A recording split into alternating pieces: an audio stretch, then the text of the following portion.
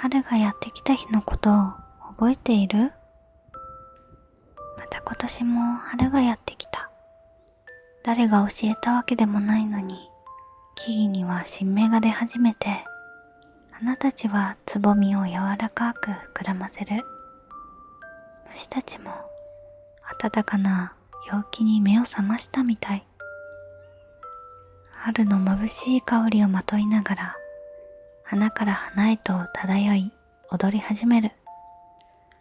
冬のかじかむような寒さから、時が凍ったような寒さから、私たち人間もゆっくりと解凍されていく。神様か、それとも天使か、誰かがゆっくりとレバーを引いて地球を温めているのかな。ある朝、布団から出ても冷たくならないつま先に気がつく。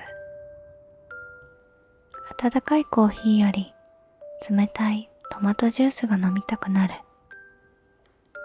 春は私たちの細胞をポチッとボタンを押したように暖かくさせる。夏が来ると春のことを忘れてしまう。秋が来ると夏の暑さを忘れてしまう。元気な時には風邪をひいた時のしんどさを思い出せないみたいに。今日はあなたの中の春を探しに記憶の中を泳いでみよう。この子たちと一緒にね。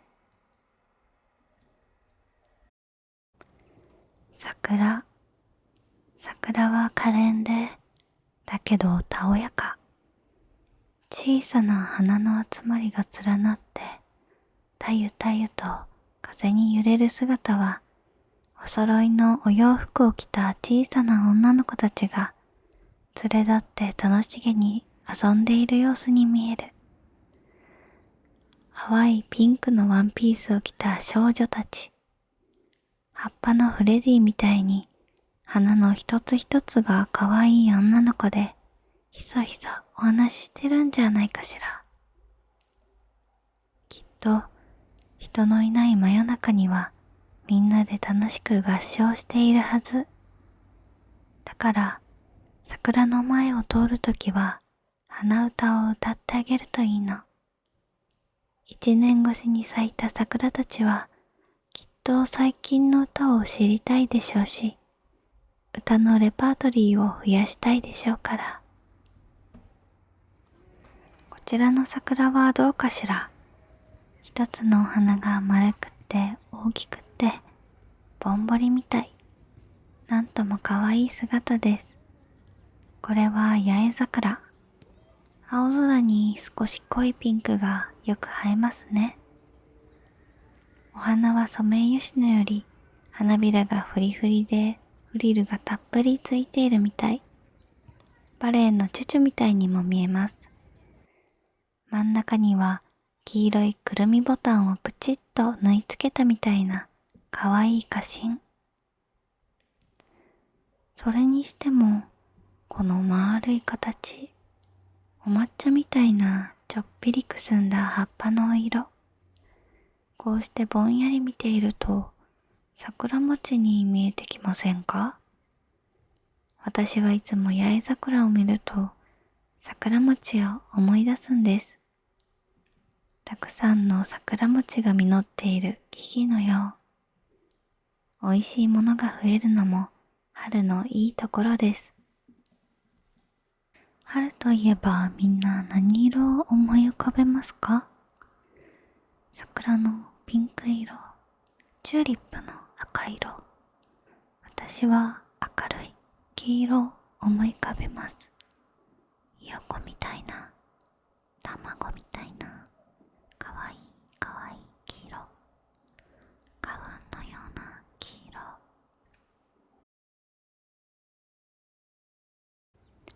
これはアカシア。まるで花粉たっぷりの花の芯をそのまま大きくしたような可愛い見た目です。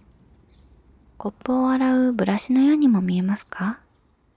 私には猫ちゃんのフふわふわの尻尾に見えますよ。毛足の長い優雅な猫ちゃんのふわふわの尻尾。そっと手を伸ばして触りたくなるような、そんなお花です。どうでしょう。ネモフィラも満開です。一面が水色の波。アクアマリンを散りばめたみたいにキラキラと輝いています。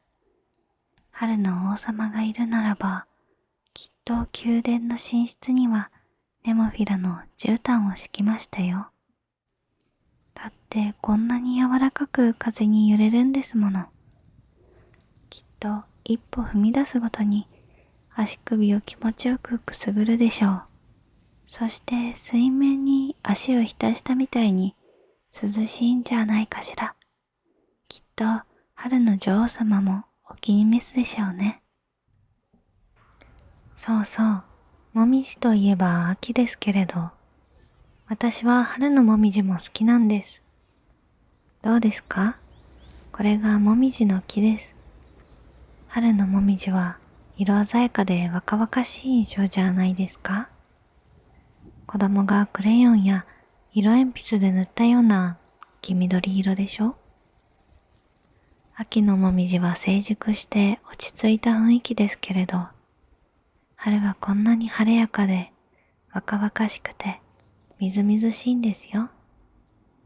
きっとこれから夏の青空や暑さ、雨降りの日や嵐の日、月が綺麗な夜空の下で物思いにふけって、あの赤く思慮深いもみじに変わっていくのでしょうね。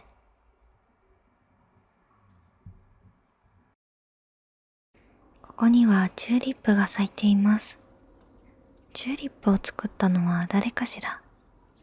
もしも神様が作ったのなら、きっと可愛い小物入れが欲しかったのね。それか喉が渇いていて、雨を受ける器が欲しかったのかも。チューリップにまつわるこんな話を知っていますか？あるところに美しい少女がいて、3人の騎士が求婚にやってきたんです。一人は黄金の冠を、一人は剣を、そしてもう一人は財宝を持って少女に愛を囁きました。けれど少女は誰か一人を選ぶことができず、花の精にお願いをして自分をお花に変えてもらったんです。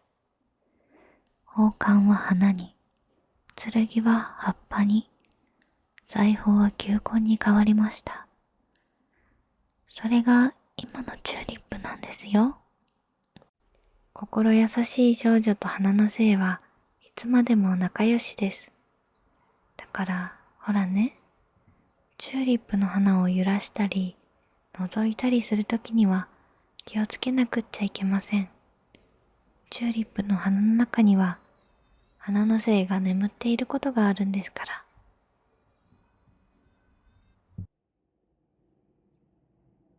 春の黄色といえばやはり菜の花かしら。一面の菜の花、一面の菜の花、一面の菜の花。そんな詩が生まれたのもわかります。菜の花の香りが一層立つような晴れの日は、少し褪せたような青空で、白く薄い月がうっすらと出ています。こんな晴れの日、菜の花に近づくと、むせ返るような春の香りがしています。いい香りとは正直言い切れないような、近寄ると少し鼻がムズムズしてくるような、くしゃみをしたくなるような、そんな強い野草と花粉の香りです。野生の香り、命の香り。でもきっとそれが虫たちを引きつけるんですね。ほら、見て、蜂が蜜を吸いに来ている。蝶たちも紙吹雪みたいにひらひら舞いながら2匹連なって飛んでいるのをよく見かけます。春の匂いは恋の匂い。虫たちに愛を思い出させる匂い。その香りに誘われた虫たちは、花びらのテーブルでお食事をして、おしゃべりをして、ダンスをして、そしてちゃっかり花たちも受粉します。春の匂いは愛の匂い。春の匂いは野生の匂い。命の匂い。生命の匂い。そして命の芽吹きの匂い。どうでしょう。たくさんの春が見つかりましたか？それはあなたに何をもたらすでしょう。目や耳や鼻や指先、そして頭や心でたくさん春を感じてみてください。それではまたお会いしましょう。